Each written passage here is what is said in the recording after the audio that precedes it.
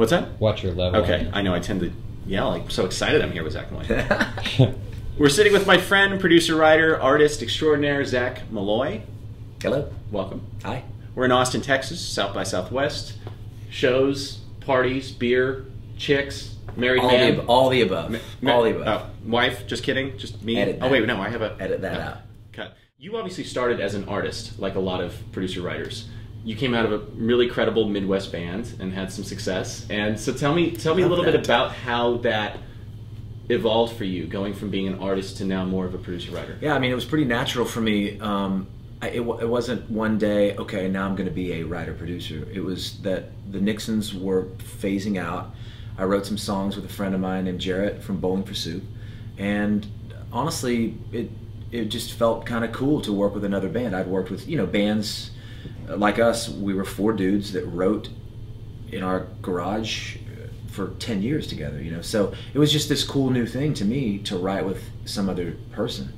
And a couple of those songs made it, did pretty decent, and then all of a sudden I was doing it left and right. Different bands would fly to Tulsa, which they still do. A band just left a couple days ago, and we would write, and then they leave, and maybe my songs make the album, and maybe they don't, but that's what I do. These are all bands that are signed to labels, or a lot of these are they production deals for things that you like that you want to get signed to a label? I do that because I really love it, and I think that it will keep me hungry, if that makes sense, because most of them are bands on labels, and I have a publishing deal, and obviously I need to have a certain, I'm just being honest, I have to have a certain amount of songs placed every year, in order to keep my deal. But there's, you know the drill. I mean, there are artists that you see that you just have to work with. You have to help, or at least try to help them, When I was 20 years old, I didn't get in the business so I could be, going to a showcase at South by Southwest, or be speaking on a panel, or, that's not, you get into it because you love music, I mean, I listen to... That stuff comes... Absolutely, with the territory once you're doing it and active. But when you're starting, you don't think about it. And so for me to work with artists that aren't signed, or aren't even close to being signed, that takes you back to that sort of early stage where it was really just purely about the music. Let's talk about the Nixons. How did that band come together? How long were you together? And what would you say was your biggest accomplishment as an artist? All the girls. No. We came together in mid-90s in Norman, Oklahoma. We were in college, and we just started playing. Our story was kind of a classic story back then, at least a bunch of bands I knew. We made an album on our own. We got in a van. We started playing all over the country, spreading slowly out from the Midwest. And we got a song on the radio just by ourselves. And then back then, every A&R guy in the country flew to Tulsa, or to Norman, to watch us play. And we did a deal, and we had, I always say we were never like a household name, but we sold enough to keep ourselves on the road, for almost 10 years, and we had a blast just being a rock band. Do you feel that with all of the changes, we know that you can make records at home, we know that, you can really use the internet to market your bands. Do you feel that a lot of bands don't necessarily do all of the real world work to support that? Do you feel like there's a lot of bands that are just relying on MySpace or relying on YouTube videos? Absolutely. But I will say this, that to me, I've had this conversation here at South by Southwest probably 10 times, that it always, for the Nixons, and now, sort of my, I think the touchstone for me is being honest in whatever respect it is. If you're doing a showcase, down at 5 o'clock in some sterile, place, be honest and be as much yourself as you can be. And so for me, it's like I have a song on the Daughtry album, and there was probably a decent bet before he came out that it wouldn't work, because he was sort of it was an American Idol guy that was going to try to be in a rock band, and how's that going to work? But I firmly believe that it worked for him, because it's really what he is. I mean, what you hear on the records and what you go see at the show is really what he is. No one manufactured that. It really, truly is what he is. Like it or not, it is. And to me, it's the same thing if it's Kings of Leon. I mean, that's what they are, So if you can be that, and you're the most indie, sweaty, hair in your face rock band, or you're, you know, Celine Dion. I mean, if that's what you are, be it. And so I do think you don't have to like go through that, what I went through, being in a van for 4 years and like paying your dues, so to speak.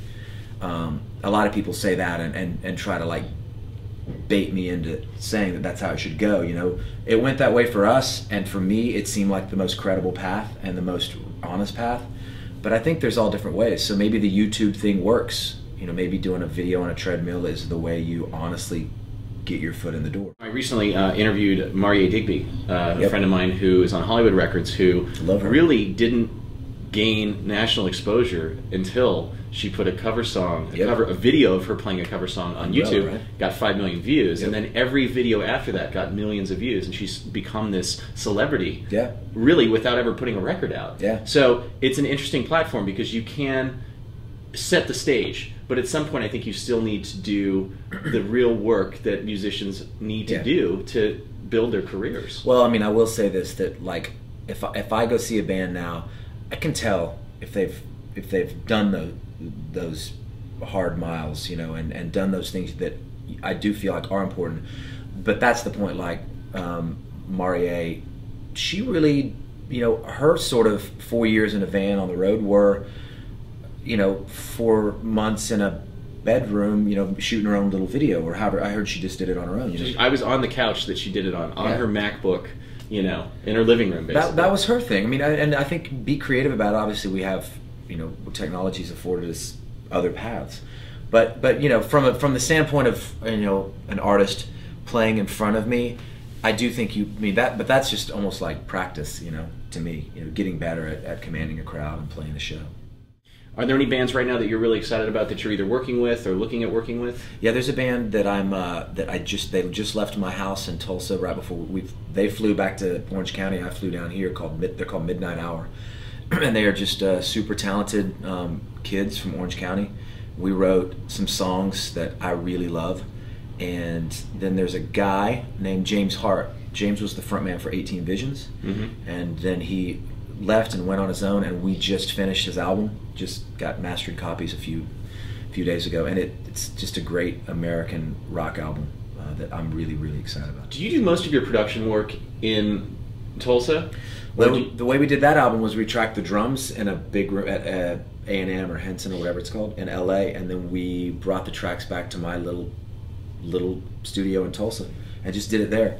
And you know, that sort of goes back to what you said about being able to do albums cheaper. Even though this was a major label album, we did it, you know, pretty inexpensively and pretty low key. I mean, again, this is a building that I gutted in Tulsa and just made it into a studio, and it's really not very fancy at all, but it's very comfortable, and yeah, so we were able to do that instead of some big huge studio in New York or LA, which I think for me would sort of have sucked the life out of it a bit, you know, to just be in my own little world there.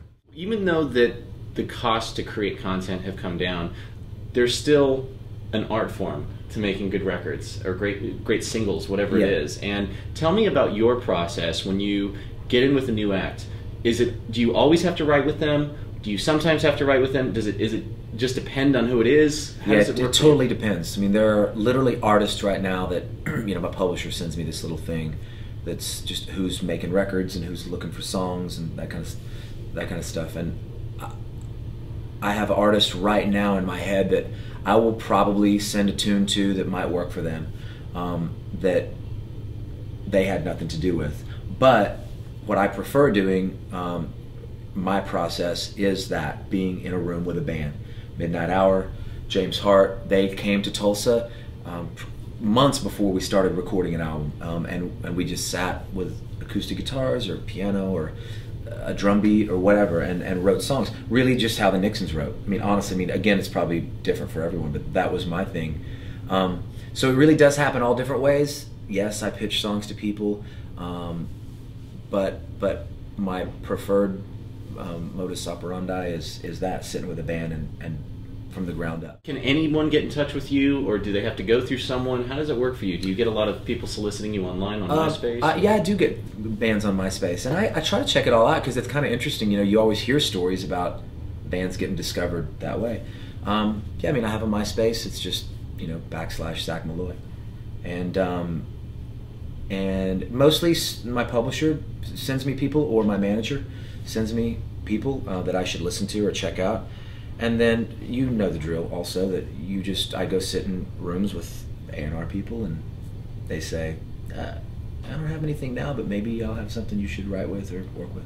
Do you have an engineer full-time at the studio that you use? I have a couple people. I've got a guy actually that sadly just moved away from Tulsa to Austin, who I saw last night, and that's a bummer. It's good. It's hard to find people that you trust, to be in your workspace, not only literally but figuratively.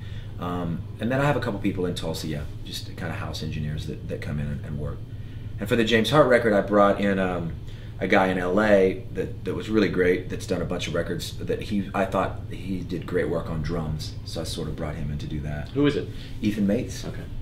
And then another guy named Casey Diorio, who's an engineer in Dallas, that I flew up to Oklahoma for the guitar making process, because I just, again, think he's got a great ear for guitar, great guitar player. So.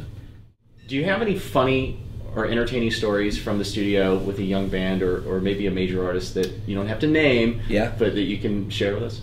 Well, I have a funny story about a band that I've met with and I'm going to be working with from Fond du Lac, Wisconsin. Which this is the I can't tell a story about being in the studio because I have to always refer back to my glory days of being in a rock band. So right.